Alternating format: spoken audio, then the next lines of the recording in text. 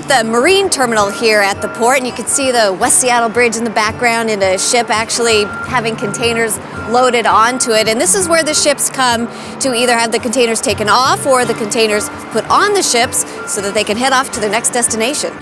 Salmon, potatoes, hops, and apples are just some of the products that come and go from the Port of Seattle.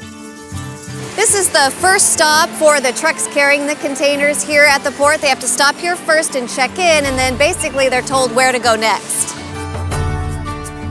I'm here with Seattle Port Commissioner Bill Bryant, and we are in the heart of the port right now. We are in the heart of the port. Tell us exactly where we're at. We're surrounded by all kinds of action. We're on Terminal 5, which is one of the major terminals here at the port that can accommodate large ships. We want to remodel it to accommodate the even larger ships. More, okay. The ship's right over there probably takes about 6,000 to 9,000 containers, but the new generation of ships take 16,000 containers. Right, so we are just seeing more and more. We are seeing more and more growth, and a lot of that is to service our industries in Washington State, such as the potato industry. Right, so how important is this port to the state's ag business and the products that we have here? This here? port and the port in Tacoma, the ports at Puget Sound are very important to our agricultural business. We will ship about $4.3 billion in agricultural products out through the Port of Seattle this year.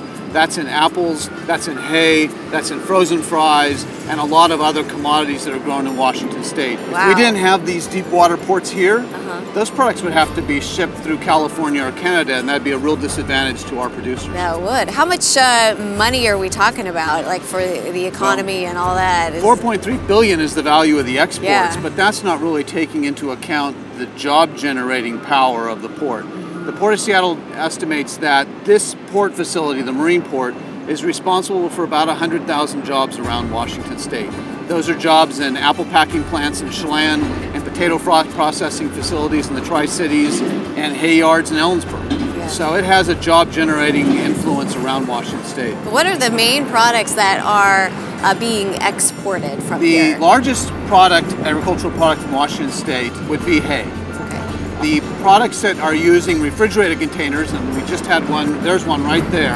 Those are refrigerated containers. The largest products going out in refrigerated containers would be frozen fries and apples. What's happening is those will get loaded into refrigerated containers in eastern central Washington. Those containers will come here by truck, and then those refrigerated containers will be loaded on. The refrigeration will be maintained during voyage, and then they'll arrive in Manila or Seoul or Singapore or wherever the frozen fries will ultimately be consumed. Yeah, we saw a container of kiwis. Obviously, they are not from here. Right. They came here. Well, I mean, what kind of products are we seeing that are being imported to us? Oh, well, while we are a major producer of apples, for example, we still do import apples from New Zealand. We're importing kiwis from New Zealand.